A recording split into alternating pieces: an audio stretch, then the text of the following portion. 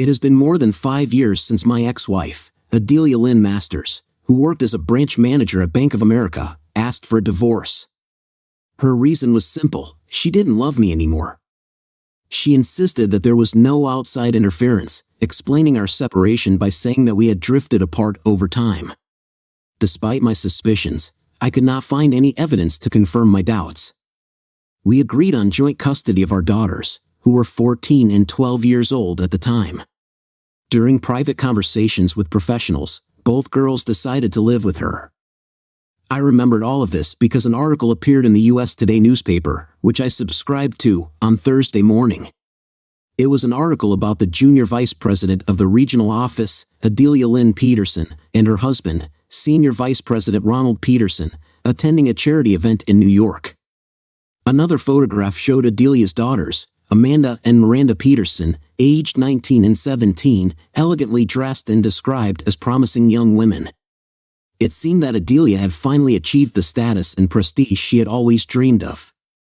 The article said she was in great demand in social circles. Interestingly, her current husband, who was once a casual acquaintance of mine, was also mentioned. They met when Adelia started working with him at the local branch of Bank of America. Once, these girls were my daughters, but now we lived different lives and bore different surnames. I immediately called my reliable assistant, Helen Beard, to the office to confirm what my eyes were telling me. If my suspicions were correct, it would shed light on why our attempts to find them were in vain. However, Helen, who turned out to be a distant relative of my wife, was absent that day due to personal business. On the day of our divorce, Adelia did not appear in the courtroom, leaving me to ponder the fate of our family. I consulted with a lawyer to understand the reasons before proceeding with the case. Without her, the judge demanded that both of us be present to confirm that the information provided by our lawyers had been agreed upon. But my wife's lawyer informed me that she had been transferred out of state. When I was asked if I had given permission for our children to move, I replied in the negative. This was the beginning of a nightmare. Judge Donald McDonald's behavior immediately changed after being informed of this information. He asked me to try to contact her on her cell phone. After leaving the courtroom, I dialed the numbers I had, but found they were no longer in service. When I went to their Facebook pages for answers, I discovered I had been unfriended and blocked. Upon returning to the courtroom, I immediately informed my lawyer, who reported it to the judge without hesitation. The judge promptly issued an arrest warrant for my wife, citing child abduction. He suspended the divorce proceedings until she personally appeared in court. Her lawyer was furious and tried to appeal to the judge's sense of justice to reconsider the decision.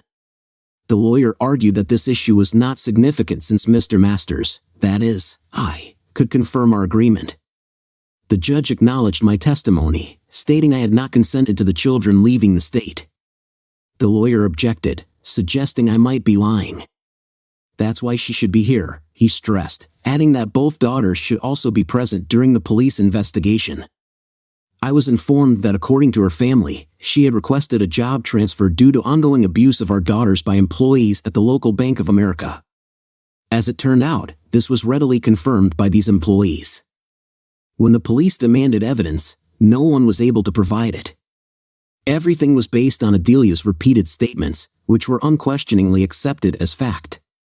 The ladies from our extended family knew Adelia very well. When they were asked about these accusations in private, they answered the same thing: what does it matter? I'm just a man. Even the social services that interviewed the children did not know about this new accusation, since none of the girls mentioned me despite careful questioning. Nothing hinted at the truth. Despite this, rumors have continued to circulate in our city, thanks to members of Adelia's extended family. Over the past 5 years, the judge and I kept in touch, which led to the development of friendly relations due to our shared love of fly fishing. Therefore, it is not surprising that one evening after dinner, I went to his house with a newspaper in my hands. "You need to look at something," I said in a serious tone, showing him the article. "Damn it," the judge exclaimed, quickly taking out his cell phone. "John, I need a few minutes, please." The photo showed my 2 daughters. The judge turned pale. My God, they were right in front of us the whole time. I went outside and sat in their courtyard. Ruth came out with a beer for each of us. He's furious. I've never seen him so angry, Ruth said. He's on the phone with the FBI, I replied. What did you tell him? Ruth asked. I showed him a photo from today's newspaper which shows my missing wife with her new husband. For 5 years, we have had no signs that she is alive. As I continued to look at the second photo on the page, I noticed that my daughter now had a different last name. It became clear that the situation was completely confused. The FBI had to be involved because interstate flight with a kidnapping charge is considered a federal crime. Ruth asked why Bank of America hadn't helped find her, to which I explained that they had received a court order from a federal appeals court judge. This ruling allowed them to challenge the court order issued to me, stating that this was a family matter and therefore not within their jurisdiction. Tell the judge that I left because I was overwhelmed by emotions. Let him know that he can contact me at my office tomorrow morning, I said to Ruth. The previous night had been hard for me. Was there a deeper connection between them than just friendship? After our wedding, she was hired as a financial loan specialist in the department he ran. I was in the process of setting up my own consulting firm. Due to the change of surname, the question of my daughter's paternity arose. Was she really his child or mine? Did any of us know the true answer to this question? I reminded myself to slow down when I realized that Amanda had already been born by the time Adelia showed up at the bank. The next morning, my thoughts turned to Helen. How would she be able to fix everything? Over the past 5 years, her hostility towards her cousin had only increased. I was sure that she trusted me, as her actions repeatedly testified. I often wanted to express my feelings to her, but I held back. She deserved only the best from me. Faced with the impossible, I couldn't help but admire Helen's beauty. Her light brown hair, soft smile, and warm heart were qualities that any man could boast of. I dreamed about her, but I knew that now was not the right time. I couldn't ask her to share the nightmare I was living in with me. The next day was busy at work, and I was grateful for the distraction. But as the day went on, I couldn't shake off the feeling of impossibility that surrounded me. Towards the end of the day, there was a knock on the door, and my personal assistant came in, bringing me back to reality. John, 2 gentlemen from the FBI have come to see you. Should I let them in? Helen asked. Of course, I was waiting for them, I replied, getting up. When they came in, I asked, how can I help you? First of all, I'm Mac Holmes, and this is Douglas Dale, Mac introduced himself. We are here to gather some background information about this situation. I told them about how I met her current husband many years ago and explained that as far as I know, they did not have any affair at that time. The current state of their relationship, combined with my daughter's name change, created a lot of ambiguities. To find out the truth, I decided that the only solution was to conduct DNA tests on all of us. I always believed that Amanda, my eldest, was born before my wife Adelia started working at Bank of America. But now I couldn't help but wonder if Adelia had known him before, I explained. It was Judge Donald McDonald who stopped the divorce proceedings, accusing her of kidnapping a child. She ignored the court's decision by not appearing at the hearing, which raised questions about whether she had filed for divorce in New York and was legally married to him. Douglas was surprised to learn that the judge did not grant a divorce. It turned out from court documents that the divorce did not take place due to the fact that she did not comply with his order to appear in court and ensure that the agreed terms were accurately set out. Judge Donald is an unshakable man who is not moved by the ignorance of others, a trait he acquired after being deceived by a dishonest lawyer in the past, I added. Did you give your wife permission to leave the state with the children? Mac asked. No, I replied. It was only that day that her lawyer informed her that she had moved out of state. The judge instructed me to try to contact them by mobile phone. When I returned, I informed him that their mobile numbers were no longer in service, and I had been unfriended and blocked from their Facebook profiles. She moved to another state before the divorce was finalized and remarried less than a week later, Doug exclaimed, indicating that her actions were intentional, not accidental. Max noted that this contradicts what she claimed in her interview in New York earlier in the day. Douglas asked, when was the last time you talked to your wife? 2 days before the last court session, Adelia and her daughters came to pick up the last things from our house. The staff of the children's service talked with them, and the girls decided to live with their mother for the time being. I informed Mac that I had not received any legal or public notice of our divorce, and this gave us reason to believe that the signature on their adoption documents had been forged. We have grounds to charge both of them with attempting to cover up a federal crime. I have not received an answer to my question about the adoption documents, said M. Holmes. Mr. Master, could you sign your name, Helen? Please write a letter on our company letterhead confirming that I have fulfilled the FBI request made by Mr. Holmes and Douglas Dale. The letter must contain confirmation that I am providing a copy of my signature in accordance with the request. Please certify the signature, make a photocopy for our files, and then provide them with the original. I asked Helen, I spoke, knowing that she was watching every word, do you still live at the same address? Mac asked from across the room. I replied with a sigh. I had to get a court order to sell the house. The police got tired of gossip about a potential predator roaming the area, and after my second hospitalization with a heart attack, Judge McDonald froze our assets. Only after she failed to appear in court was an order issued authorizing the sale of the property. Now I live in a house that I built on Ryder Lake, located outside the city. This house creates a sense of privacy thanks to the 5 acres of land around it. To ensure my safety, I connected the house to electricity, as there are still people who believe the false rumors spread by others. After the agents left, I informed Helen of the situation. She was shocked to learn that her long-lost cousin had been found. Hope and curiosity lit up in her eyes, as well as many questions that had no answers. Unfortunately, many mysteries remained unsolved, and I did not have a single unambiguous answer. Before I leave tonight, I will turn off my mobile phone. If you need me urgently, call me at my home phone. If my absence causes you any inconvenience, please make the best decision, I told Helen. Helen despised her cousin Adelia for ruining the reputation and relationships of a decent person. I lost a lot of family and friends because of the false rumors she spread. Helen would never have thought that someone could do such harm if she hadn't seen it firsthand. She often thought about the suffering I would have to go through before the truth would prevail. It was difficult for her to wait for the situation to resolve itself. According to her observations, human nature has always preferred to lie. Many people thought that without my company, I would most likely have given up long ago. I devoted all my free time to work, which led to a significant increase in the customer base, 3 times or even more. 2 years ago, I started to come out of my protective shell. Around the same time, the fresh supply of trout that I used to catch began to run out. What struck Helen the most was that until today, I hadn't mentioned the names of my wife and children since they left town. Watching me worry was just unbearable. Now I was just a shadow of the man I once was. Helen was only 14 when she first met me, a 19-year-old financial planner, at a festive pre-Christmas party hosted by our family.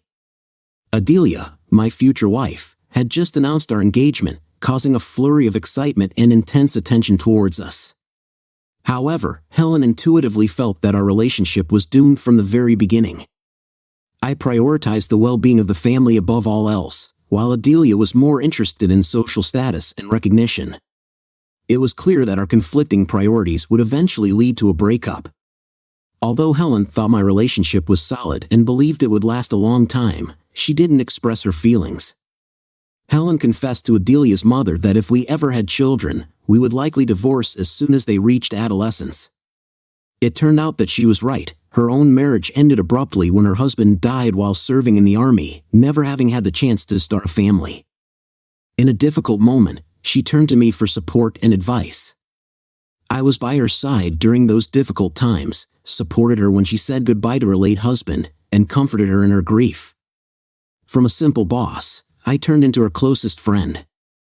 Over the past 5 years, she has seen me go through my own hell and realized that I am the one she would like to see next to her when we grow old together. My constant struggle was related to the haunting memories of the past, which trapped me in a reality dictated by the actions of other people. The sudden disappearance of Adelia and the children gave rise to rumors that spread like wildfire, further complicating an already troubled existence. More and more people began to believe that I was involved in something sinister with my family to protect my reputation. Some suggested that the careful security measures at my place were designed to hide bodies. After a long break, I decided to stop by Ruby Tuesday for dinner. I chose the unlimited salad bar and a side dish of catfish. As I was returning to my table, Adelia's father suddenly joined me. He didn't ask for permission, he just pulled out a chair and sat down with his entire large body. I remained silent and continued to eat, refusing to engage with the person who had threatened me in the past. The public confrontation only fueled rumors about me, especially in connection with accusations of cruelty towards his granddaughters. Despite the tension, Roger Carmichael noted that his daughter was committed to resolving past conflicts related to Amanda and Miranda. Adelia confessed to me that the accusations she made against me about our children were false. She used this lie as an excuse for her sudden disappearance from the city. I feel it necessary to apologize to you for believing her. It seems she also spread this false information among our relatives, Roger said. I asked everyone she spoke to provide a notarized statement detailing what she said and her motives. Only after that will I consider their sincerity, I replied without looking up from my plate. Roger expressed his agreement with me, saying that until someone came to his office and provided information, he would not believe them, considering the conversation pointless. He abruptly stated that until the task was completed, he considered everyone dead to himself. I accepted Roger's point of view, admitting that I understood the reason for his feelings. Roger replied that he understood my feelings and how I had been treated over the past 5 years. I asked to be left alone to eat in peace. In a cold tone, I reminded him that too many people in this city, influenced by rumors spread by their distant relatives, mistakenly believed that I should be condemned for a crime I never committed. As I watched Roger leave, I couldn't help but wonder if he truly believed that a short conversation could solve his deeply rooted problems with his daughter. Did he think that a 2-minute conversation could erase 5 years of hatred, sadness, and pain provoked by the people around us? Did they all naively believe that reconciliation could be achieved so easily? Did they really think that I was so naive that I could pretend that nothing had happened? A few minutes later, the waitress who was serving me came over and sat down at the table. "Mr. Masters, I went to school with your daughters," she began. "Judging from what I just overheard, I can assure you that none of them had the slightest idea what was going on. Moreover, that Friday before they disappeared, we were all looking forward to Monday to see each other at school," she went on to say. "I saw a man who had just left working with other members of my wife's family as they were packing their things after they left. After learning this news, I felt it necessary to tell you," the waitress added. "Thank you for your frankness." "It's like a stone has been lifted from my soul," I replied, not at all surprised that I had been deceived for so long. "I try to keep a low profile because I'm tired of the gossip and lies being spread about me," I said bitterly. After giving me a sympathetic look, she returned to her duties, and I used my card to pay the bill. I decided to double the amount by giving her perhaps the best tip of the evening. I had a great time canoeing on the lake over the weekend. Every day I managed to catch the maximum number of fish, and I preferred to let the rest go back into the water. Recently, one of my favorite dishes has become fresh rainbow trout cooked with flour and butter. Every night, I ate 2 steamed ones with eggs and toast. When Monday morning came, I went back to work, brewed my first cup of coffee of the day, and started reading USA Today. After not seeing any important news, I was a little disappointed, but I quickly realized that I expected too much too soon. Just at this time, Helen arrived at work half an hour earlier. For this to happen, the stars had to align differently. After pouring herself a cup of coffee and joining me, she felt particularly animated and excited about something. Helen and I started reflecting on the past, how Adelia and I tied the knot right after graduating from high school. Amanda appeared in our lives a little over a year later. In those early years, I was selling houses, buying them at low prices, and selling them at high prices after repairs. Meanwhile, she started her career as a bank employee, and I immersed myself in learning the intricacies of the financial industry from scratch, recognizing my natural talent. One of the previous owners became my mentor. When the partners decided to retire, the company Masters Consulting was established. They worked with me part-time, contributing to the rapid growth of the company. With Miranda's birth, my entire future was mapped out. Helen mentioned that everyone had heard about my conversation with Roger on Friday. Her phone rang constantly all weekend. She couldn't blame them, considering what my family had been through. You have become an outcast in their family and in our society, I replied. I have a question, boss. Why do you need notarized statements? Helen asked with interest. I grinned and replied, for slander. Oh my God, Helen exclaimed, you'll take everything she has. She added with a laugh, isn't it worth it? Yes, it's the only way to justify yourself and restore your reputation, Helen agreed.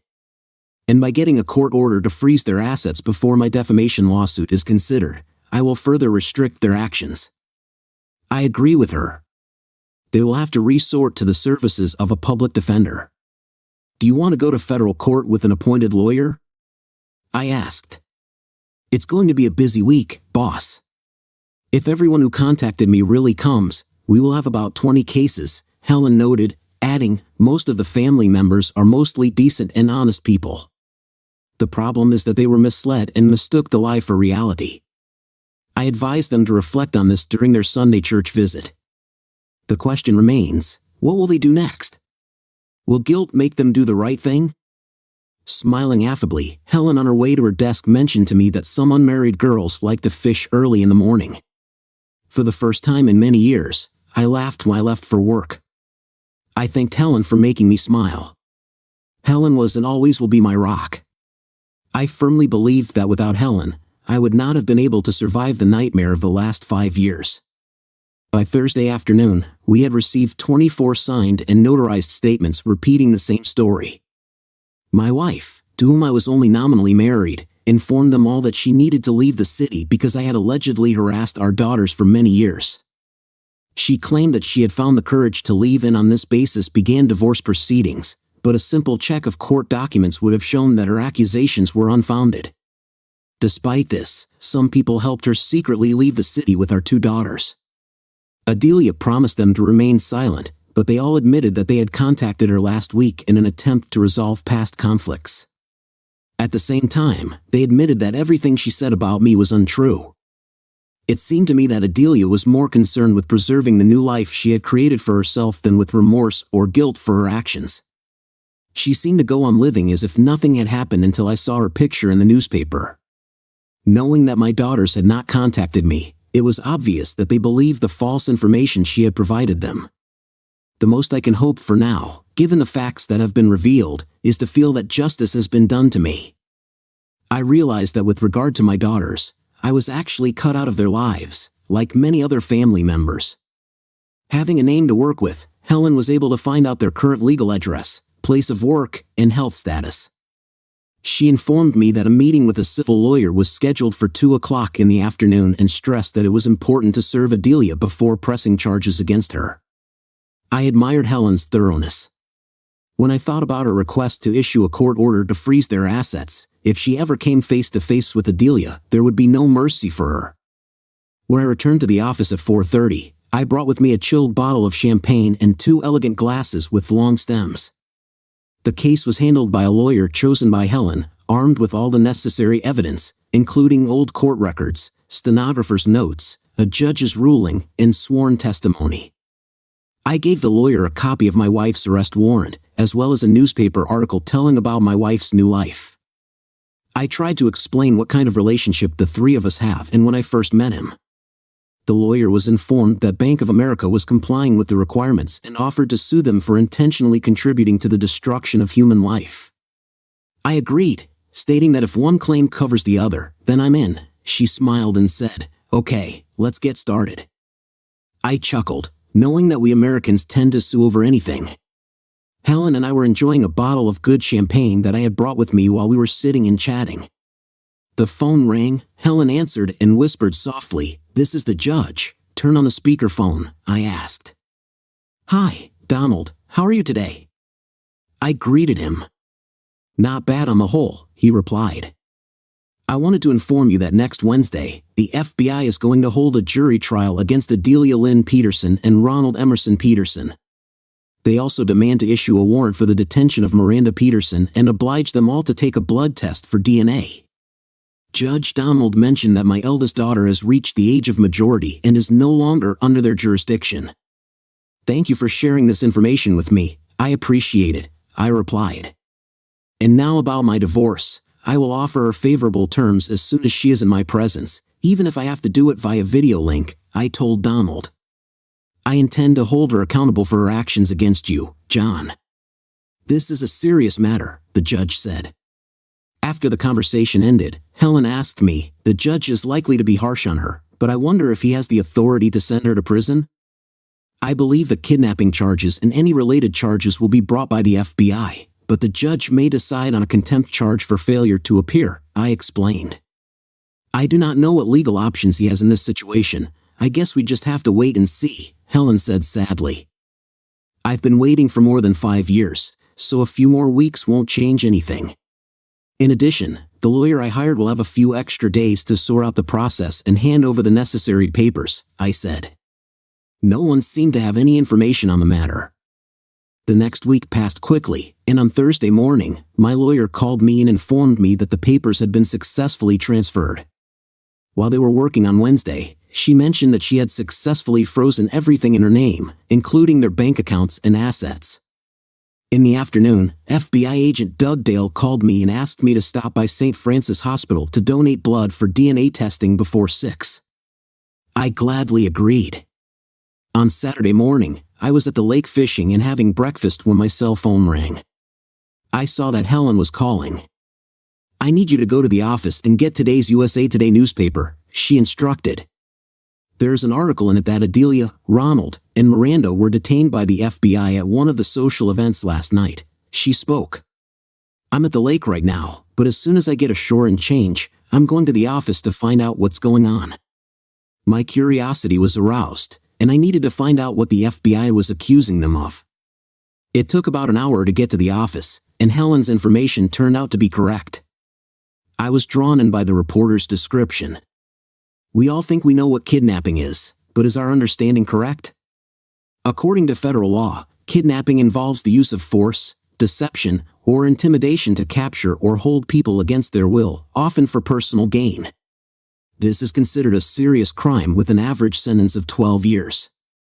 Adelia and Ronald Peterson are the two who are accused of kidnapping. She left Missouri with her children without getting permission from her husband, with whom she was in the process of divorcing. According to court documents, she filed for divorce because she no longer loved him, but the judge issued a warrant for her arrest for kidnapping after she failed to appear in court at the appointed time, which caused the divorce process to be suspended. It was our report on the couple published 3 weeks ago that ultimately led to her arrest, the article says. It is evident that Adelia used the surname Masters when she married Ronald Peterson in a civil ceremony in New York shortly after leaving Missouri. It became known that the documents submitted by Ronald Peterson for the legal adoption of Amanda and Miranda Masters were drawn up and submitted to the court for approval on forged documents. Mr. John Masters' signature was forged. Now, the FBI suspects that the couple organized this scheme to hide the Masters' daughters in a public place. It turned out that the couple had previously worked together at Bank of America when they were just starting their careers. Mr. John Masters tried to force the bank to disclose his wife's whereabouts, but they were issued a court order in the Court of Appeal that did not allow them to do so. Now it turns out that Ronald Peterson, Senior Vice President of Bank of America, used his influence to prevent his wife's ex-husband from finding out about his legitimate wife and children. We have learned that Mr. John Masters has filed a civil lawsuit against Adelia Peterson for defamation, alleging that she spread false information among more than 20 of her acquaintances and family members. The woman allegedly stated that Masters' first marriage broke up because she discovered his inappropriate behavior with her daughters. Despite the fact that local law enforcement agencies have confirmed the lack of evidence in favor of these accusations, allegations of inappropriate behavior continue to haunt Mr. Masters 5 years later. As a result, he reportedly found himself isolated from society due to the stigma associated with these accusations. One can only wonder if the situation for John Masters was really as deplorable as it seems. The article explained that 2 attempted death cases are still open. Many in the area suspect that he killed 3 people and escaped punishment. In addition, he filed a lawsuit against Bank of America and Senior Vice President Ronald Peterson for interference in marital relations. the victim's point of view must be considered. Shouldn't he get justice? Unfortunately, in our society, this is often overlooked when it comes to criminals. Opinions can be expressed, but they rarely get into the media because they do not cause resonance. Unfortunately, victims often suffer for years while criminals enjoy free housing and meals. The article was impressive. It clearly stated all the facts. As I was filling a cup of coffee, the phone rang. When I picked up the phone, I was surprised to find that it was a call from the Southeast Missourian newspaper, asking me to verify the accuracy of the information provided. When the reporter asked about the last 5 years of my life, I told him about the ongoing investigation into the attack on me by unknown people, which the police qualified as attempted murder. I explained the extent of the defamatory rumors being spread about me and then turned the question back to him, asking for his opinion on what he had experienced. He called it hell, and I found that label fitting. While I was trying to come to terms with the nightmare that consumed my life, there is finally a glimmer of hope that my reputation will be restored. 5 years later, it became clear that irreparable damage had been done to my relationship with my daughters. Rumors also surfaced that severed my relationships with my own parents and brothers. I knew that as soon as this was over, I would sell my business and leave the area forever, if only the one person I trusted would agree to come with me. Before leaving the office, I carefully cut out the article and photos, scanned them, and printed them out. I put them in a legal envelope so that my civil lawyer could use them in his case. Amanda Peterson was shocked when the FBI arrested her mother and stepfather, and her younger sister was taken away in another car. She was relieved when the agent took her aside and revealed the truth. Her parents had never divorced, the name change had not been approved by her real father, and he had never given up custody. As she was sure, the FBI explained that all documents with his signature turned out to be fake. Her mother was accused of taking her away without permission, and her stepfather was accused of aiding her and hiding the truth. They both faced numerous other charges. Miranda would be kept safe until they found out who her real father was, since her mother still claimed that he was her stepfather. Amanda returned to the house to gather her things. Sitting in the waiting room at St. Louis Airport, she was waiting for a connecting flight to the Cape. A headline from USA Today magazine lying on an empty chair nearby caught her attention. Curious, she picked it up and read the entire article. By the time she finished, tears were streaming down her face. During the hour-long flight to the Cape, Amanda couldn't stop thinking about why her mother made the choices she did, especially regarding her father. Nothing seemed to make sense to her. Although her mother had detailed Ronald and their relationship online, Amanda still had unanswered questions, and her heart was heavy. She did not expect any changes in her life until her mother brought up the topic of divorce from her father. Sitting on the steps of the family home, she overheard their conversation over a cup of coffee after dinner. The mother confessed that she no longer loved her father and wanted a divorce, leaving him with a broken heart. The mother reacted to this indifferently, considering the father just another man who could be easily replaced. But recent revelations in the newspaper about his mother's past relationship with Ronald added another layer of complexity to the situation. As she watched the plane begin to descend, many questions flashed through her mind. Is there a working phone in an abandoned car rental booth at the airport? It was 11 o'clock in the morning, and Amanda Peterson was sitting in the parking lot of their former home, patiently waiting for the sheriff's department car to drive away. She had been sitting there for more than 2 hours when suddenly 2 unmarked cars blocked her way. An officer with a pistol emerged from them and demanded that she get out of the car with her hands in the air. Without hesitation, she obeyed. "Who are you? Why are you monitoring this area?" the taller officer asked. "My name is Amanda Peterson. I was just waiting for the sheriff's department to leave so I could talk to my dad," Amanda explained. "What's your father's name?" the officer clarified. "John Masters," Amanda replied. "Oh no," the officer exclaimed in disbelief. "Tom, go tell Joe and Jod to make coffee. It looks like we made a mistake. The 5 of us need to have a serious talk with Miss Peterson. I'm Detective Joel Smithers," he introduced himself. "I know your father well. What made you come back here after all these years?" he asked. "This is partly due to what happened last night in the article in the USA Today newspaper. I have a copy in my car. Do you want me to bring it? Amanda asked. Please do. It will help me understand what you know, Joel said. After everyone introduced themselves and coffee was poured, Detective Joel Smithers read the entire article aloud. Everyone except him looked shocked. Do you believe my father, Detective? Amanda asked. I belong to the minority who believed the rumors. Unfortunately, it was too late when rumors about your father began spreading among your mother's relatives. He became the target of persecution, and his house was constantly vandalized, which forced him to eventually sell it. The second incident, when he was hospitalized after a brutal attack that almost took his life, was the last straw that prompted him to move. We were lucky to find him before he bled out. The locals were ready to take revenge on him for what they thought he had done to all of you, the detective said regretfully. Your father has become a controversial figure in the eyes of many. Jihad bought the house at a bargain price, but it wasn't until he started parking the sheriff's car in the driveway that things calmed down, the detective said. So, you're saying it became so unbearable for my father that he had to leave. Where does he live now? Amanda asked. Many of us in the South have our own ideas about justice. Your father now lives on 5 acres of land near Ryder Lake, the detective said. The site is completely fenced with an electric wire and secured with an electronic lock.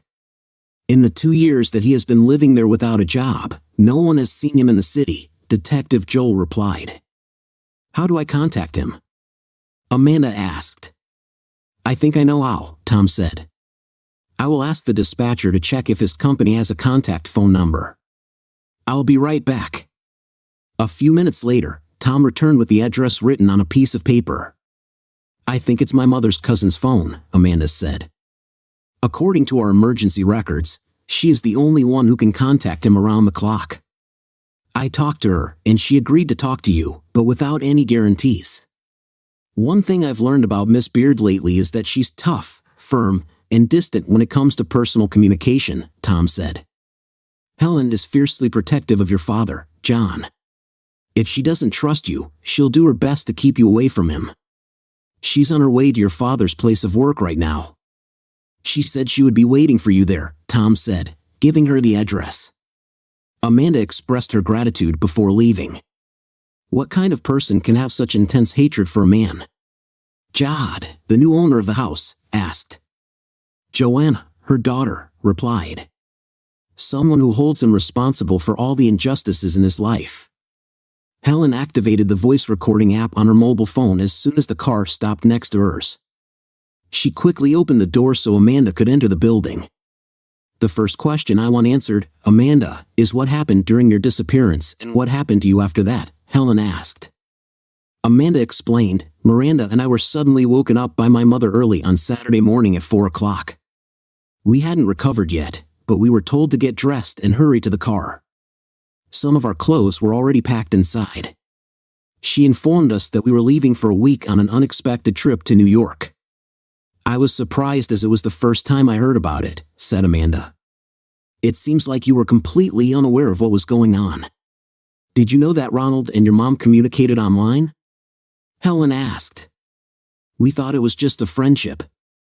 I personally saw my mom talking to Ronald, but I had no idea they worked together when we were younger, Amanda replied. Mom said she met him at a regional conference, and they became fast friends. It wasn't until we were halfway to our destination that I realized our phones were missing.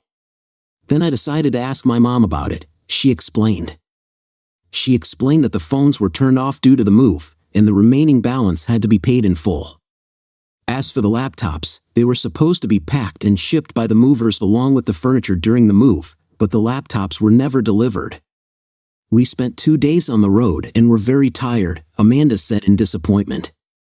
When we arrived on the outskirts of New York, Mom told Miranda to get her new phone out of her purse, which had a New York number on it.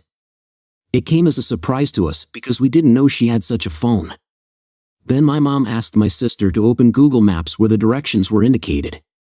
We didn't know that we were actually directed to Ronald Peterson's house. It was only 2 hours later that we found out about his intentions. He organized a significant promotion for Mom so that they could be together, says Amanda. We were told to get rid of all things except family photos, which were sent to us later. While disassembling the car, my sister and I came across ready-made adoption documents. Ronald told me that our parents agreed to the adoption because our mom was marrying him. Later in the evening, Mom told us that we should give Ronald a chance because he is our biological father, Amanda said, lowering her head.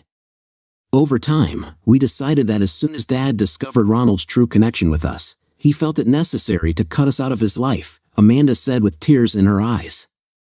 Amanda, I trust you because in recent days I've already heard about half of what you've shared with other family members. The only confirmed information we have is that the school district has provided you with the school admission documents so that you can enroll in a new school as soon as you find a place to live.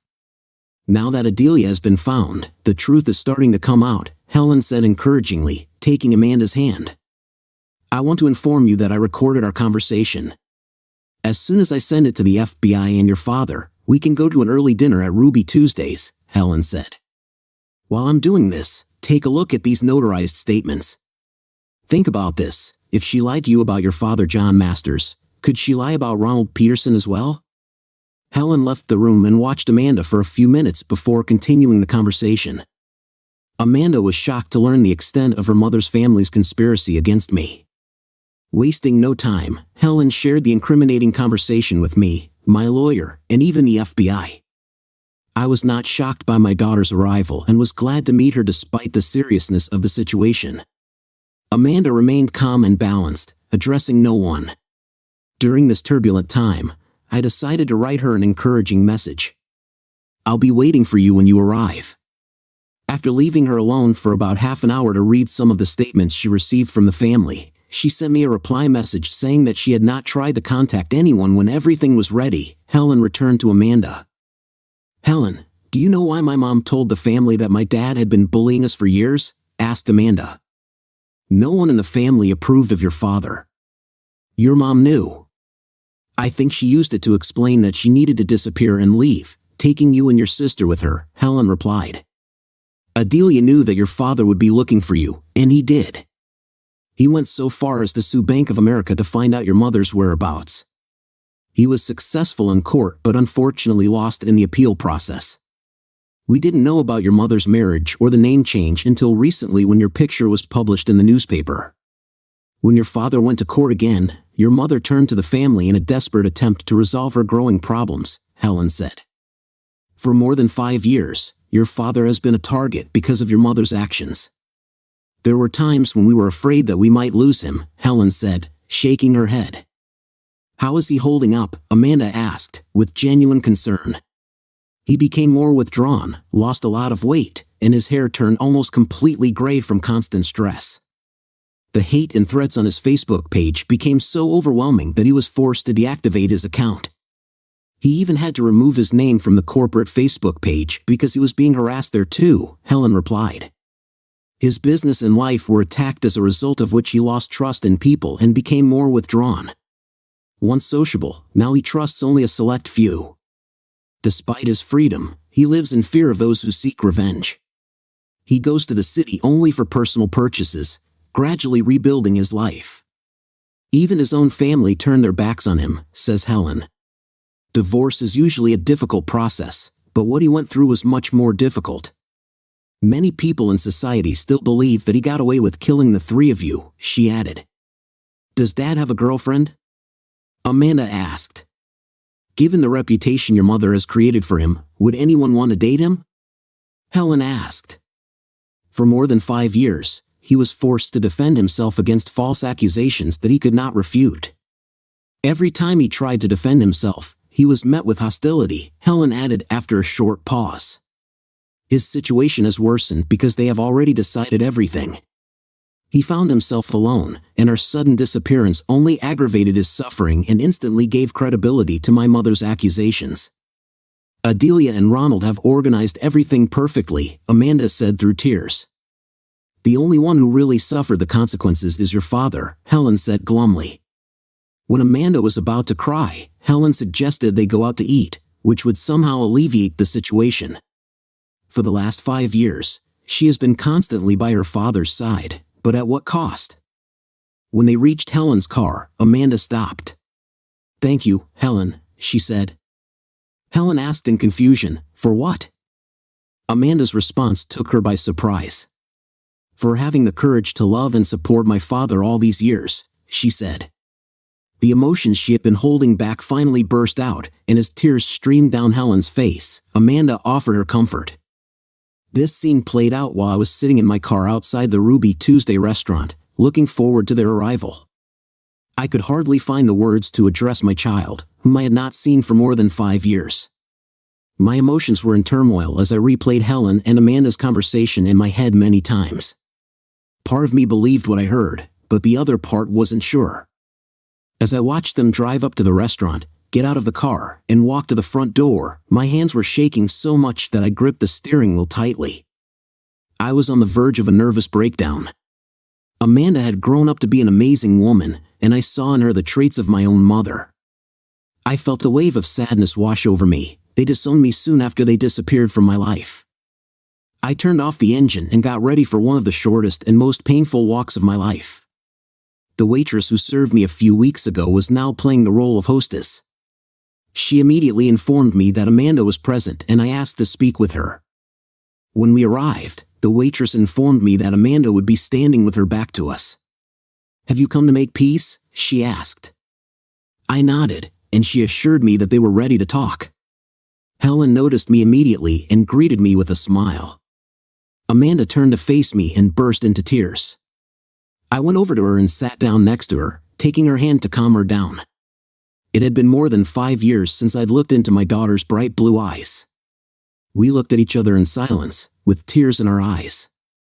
There are times when words cannot express the depth of emotions. Sensing this, I asked the waitress to bring us a generous flask of their homemade wine. The waitress silently poured us the first glass and then left us alone. Amanda was amazed at how much I had transformed.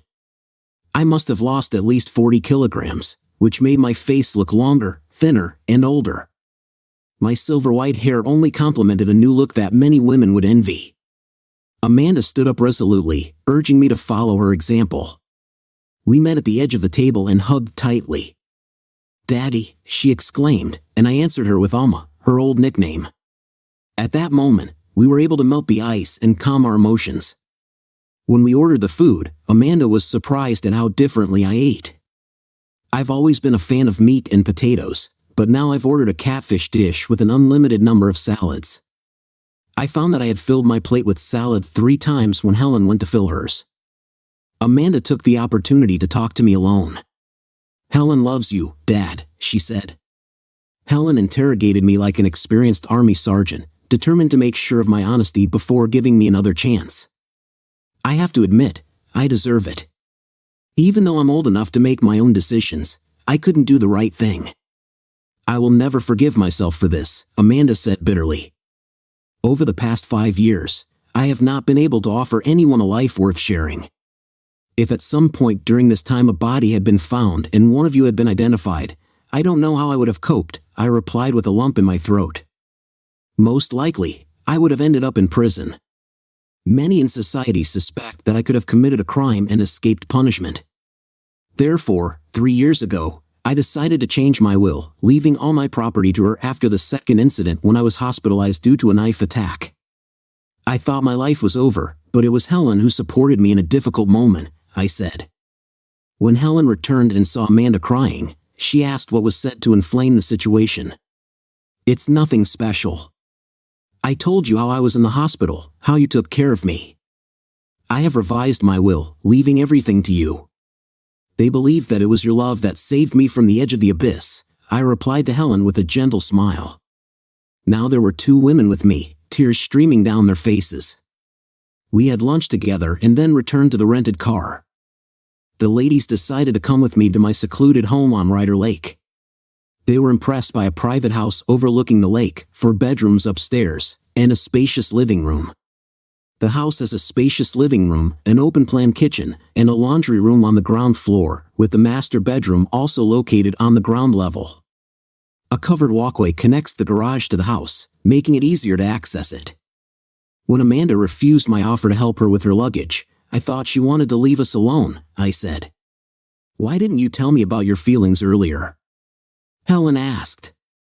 "I was trapped in my past," I replied. I didn't know what would happen next. The uncertainty was more frightening than any outcome, I added.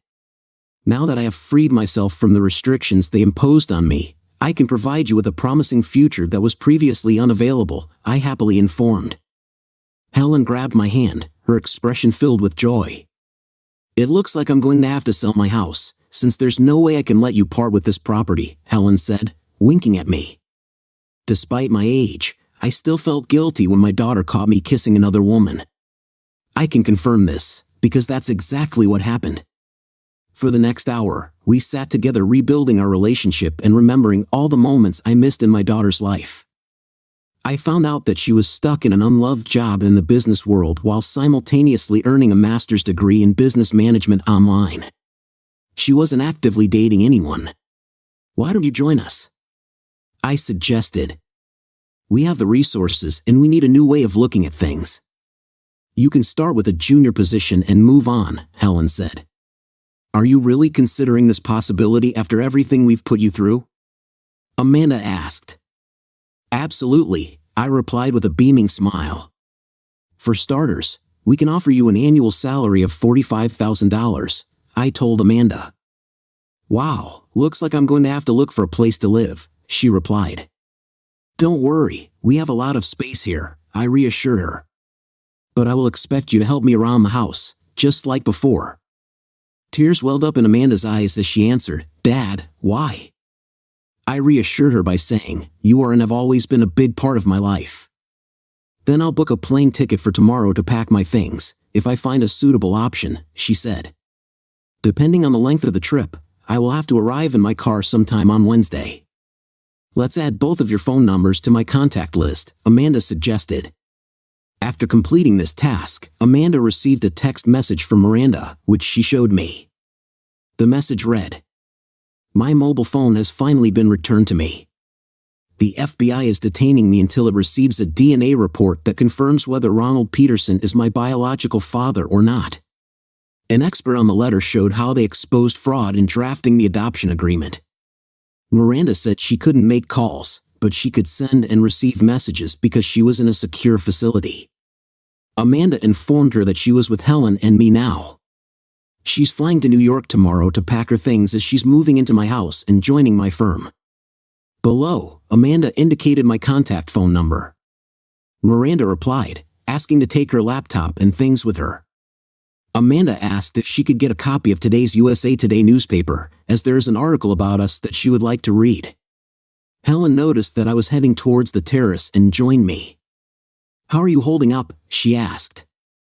I feel emotionally overwhelmed, I confessed, hugging her. Why don't I take Amanda with me and grab some clothes from my house? Helen suggested. It will give you some space to deal with your emotions, she added. I sent her the program for the electronic gate lock so she could access it. I gave her the keys to the house so she could make copies, suggesting that we might need 4 of these keys. They were gone for about 2 hours, and I spent most of that time in tears. It seemed like all the pain and resentment that I'd been holding back for so long had finally burst out. When they returned to the house, I noticed a change in my behavior, as if a dam had burst. I greeted them with a smile, and they smiled back at me. I was standing on the terrace and getting ready to roast thawed steaks. I had already made the salad and baked the potatoes. I watched their animated conversation while each of them brought armfuls of things. After 4 trips, they had brought a significant number of things, which were now lying scattered on the master bed. During a very late dinner, I found out that Amanda was leaving at 8 o'clock on Sunday morning, and Helen and I would help her move her things tomorrow. I was glad to see the girls enjoying their meal. As we sipped coffee after dinner, my cell phone suddenly rang. The only person who had this number besides those present was the FBI. I replied with a simple, hello? Hello, Mr. Masters, this is Dugdale. I wanted to inform you that the DNA test results have confirmed that you are Miranda's father. We received confirmation about 2 hours ago and have already informed her about it. She wants to return home, so we scheduled her landing at Cape Canaveral at 7:30 on Monday morning, the agent said. I'll be there to meet her, I replied enthusiastically. This is great news. Besides, Amanda was on her way to see you last night. Please tell her that her sister saw a copy of this article on the internet, Doug added. When we broke the news to Ronald Peterson, he was shocked. Adelia had misled him into believing that Miranda was his daughter.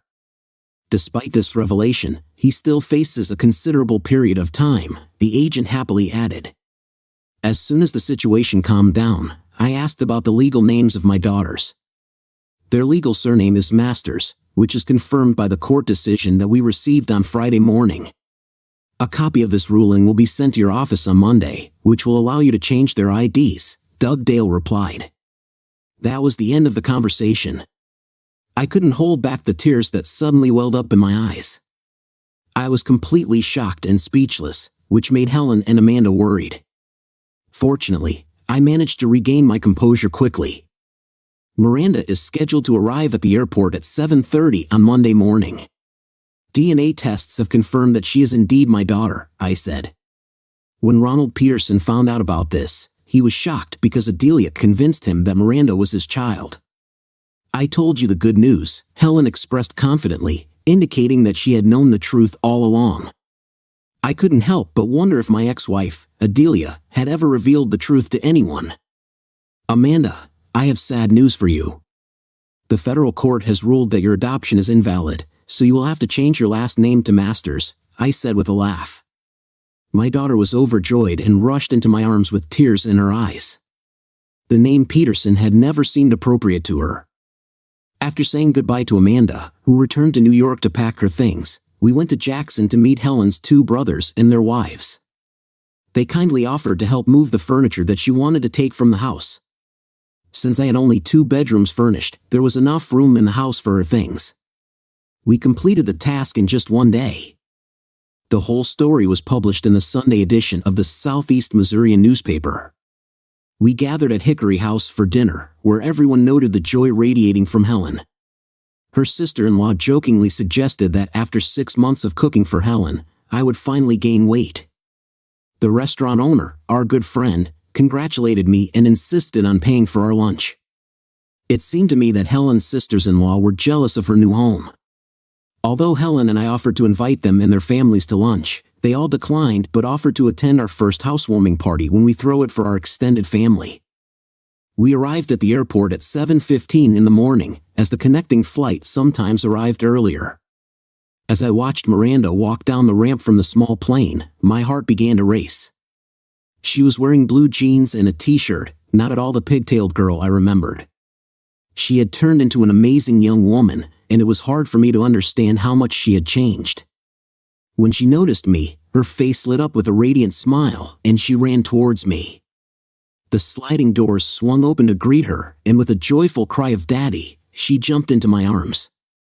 At that moment, emotions overwhelmed us, and we hugged tightly, both stunned by the reunion. The cameras were filming us from all sides, but we didn't pay attention to it. I overheard Helen talking to a reporter from Studio 12 about me and my daughters, the youngest of whom half the city thought I had harmed. It turned out that they had actually been abducted more than 5 years ago.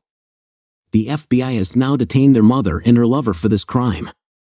This reunion marked the first time the sisters had met in 5 years.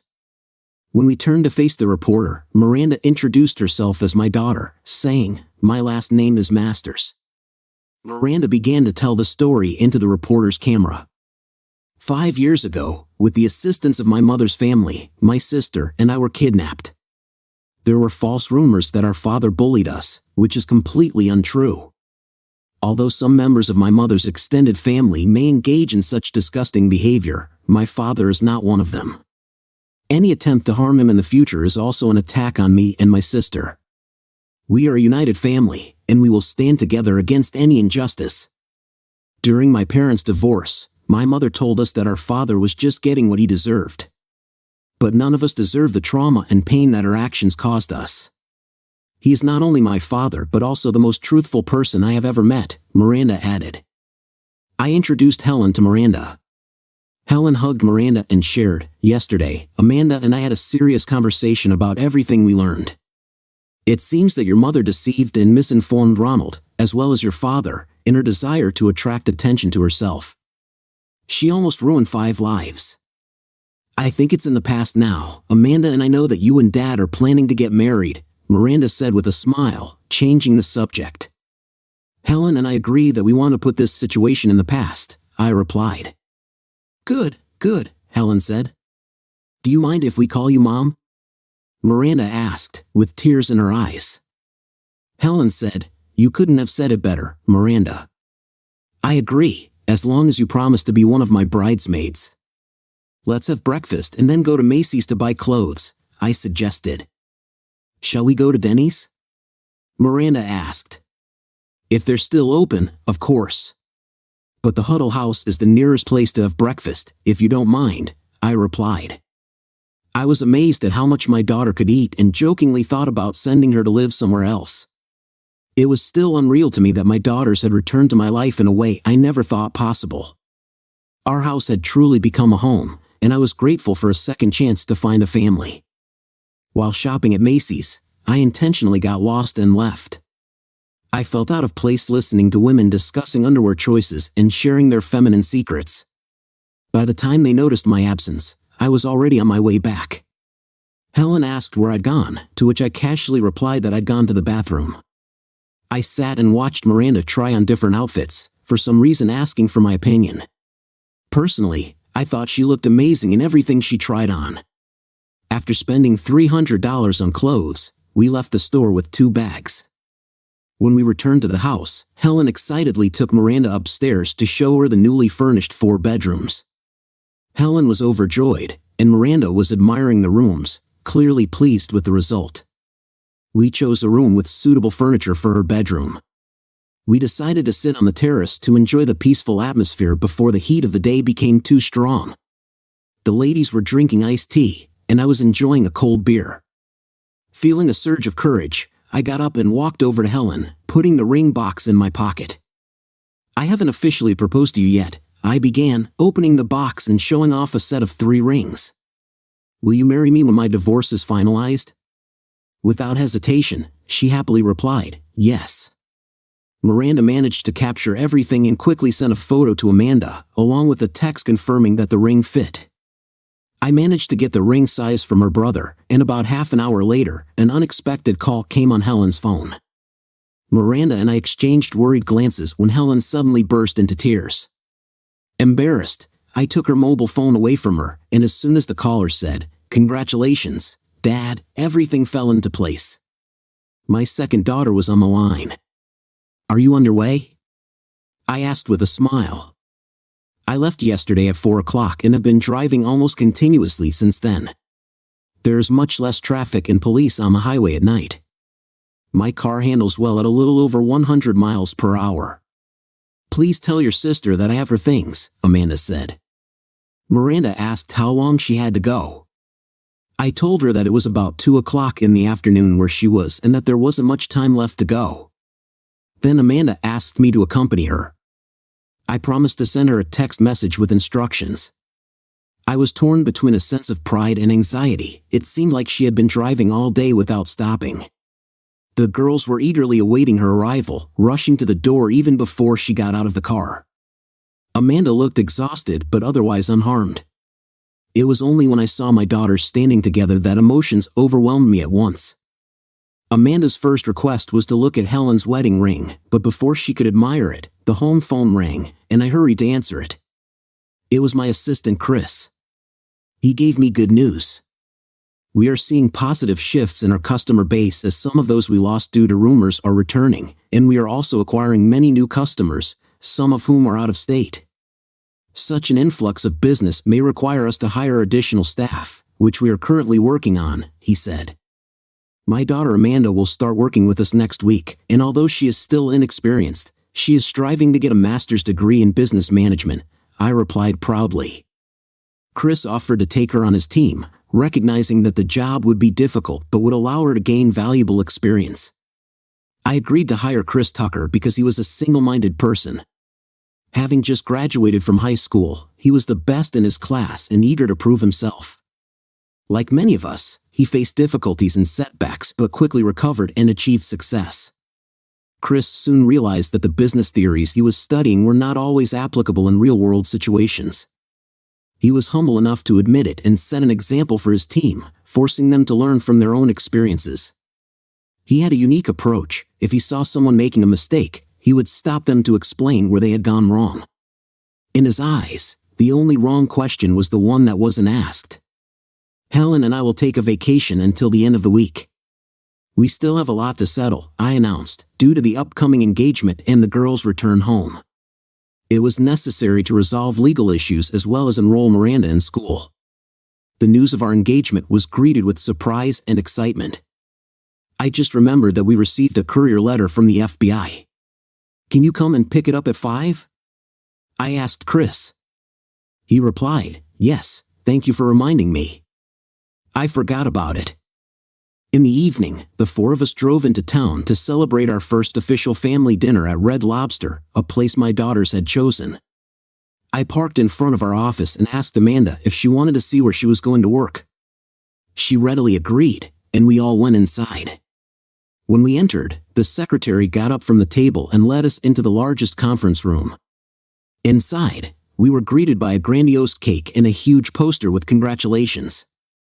Amanda was introduced to her new boss, and everyone present welcomed my new extended family.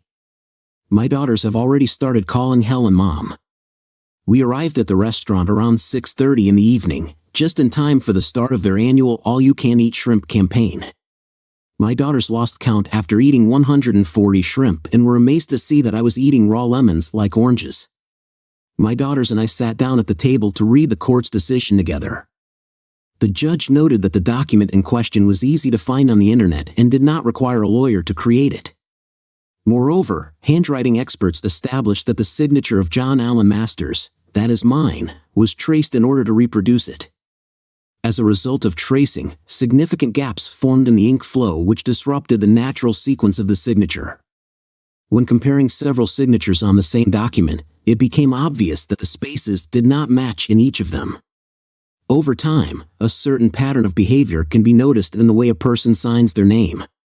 This was noticeable in the third paragraph where it was noted that I never used my full middle name when signing.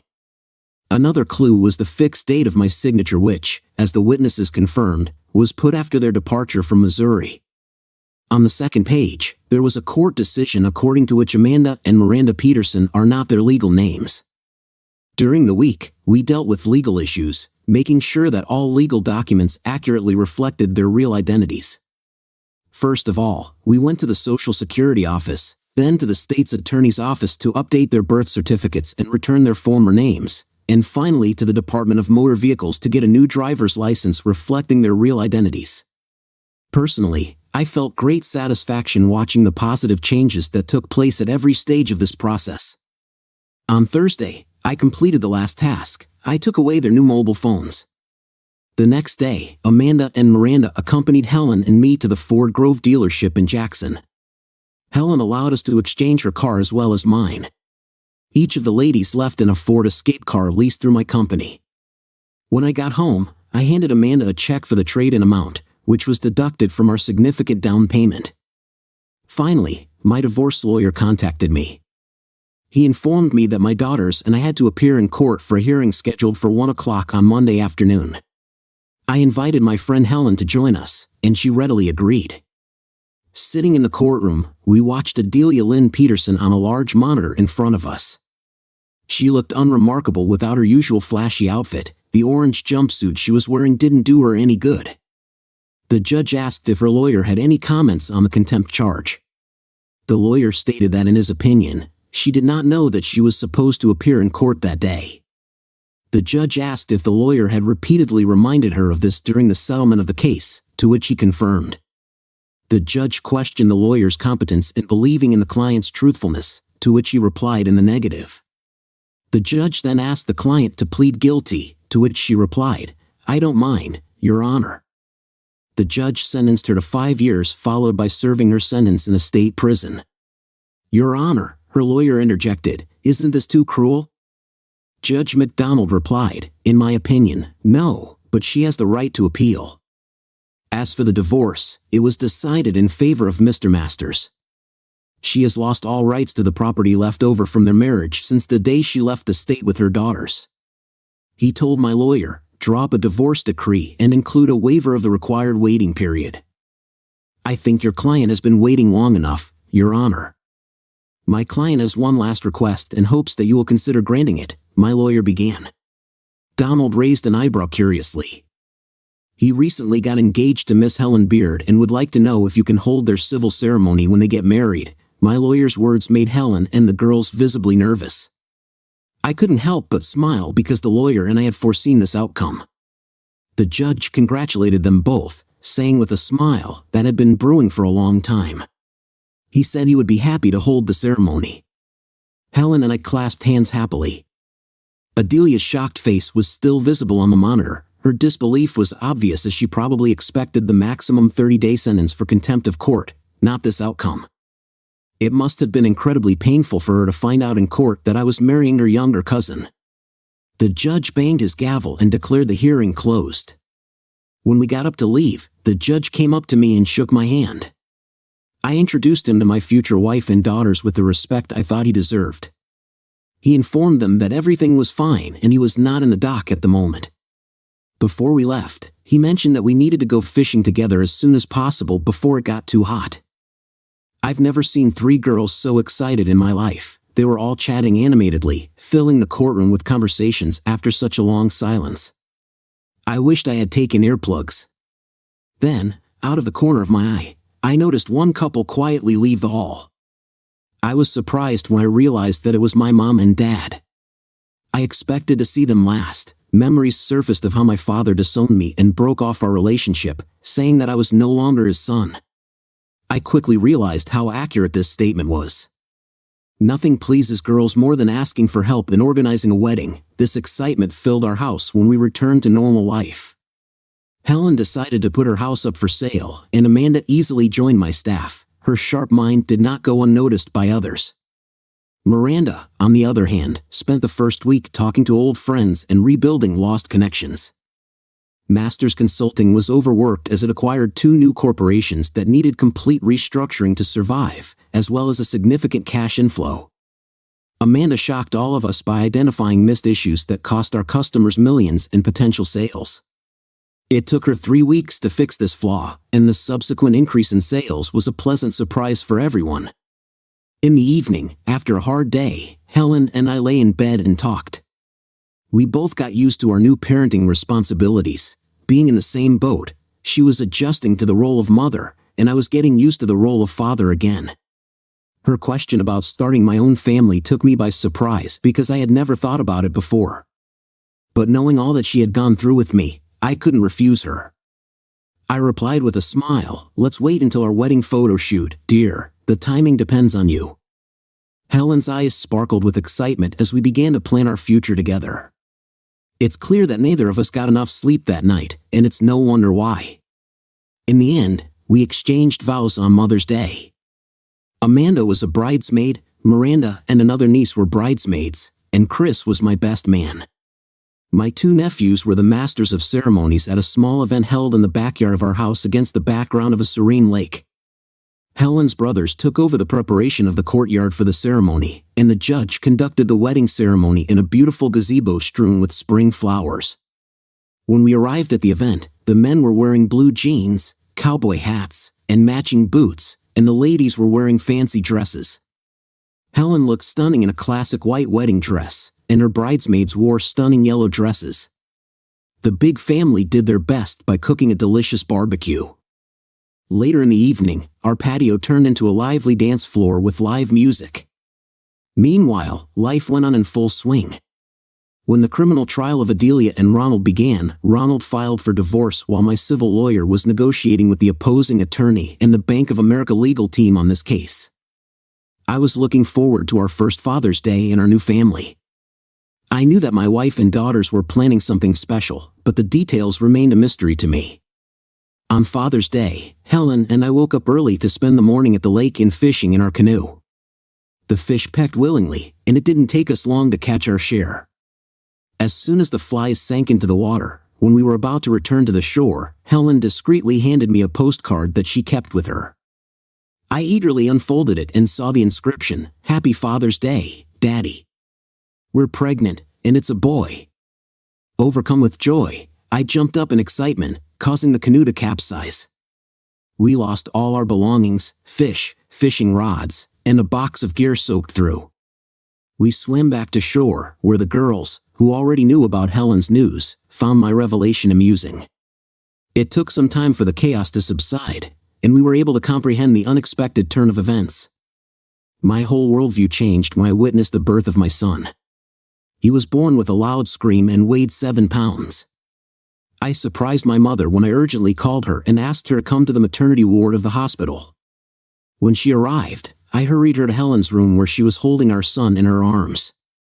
"His name is Colin Richard," I announced. My mother was beside herself with excitement. That was her grandfather's name. As for my father and me, we still don't communicate. I gave him a chance, but he hasn't taken it yet. He is not taking any action at the moment, but every new morning brings a new beginning, and life goes on.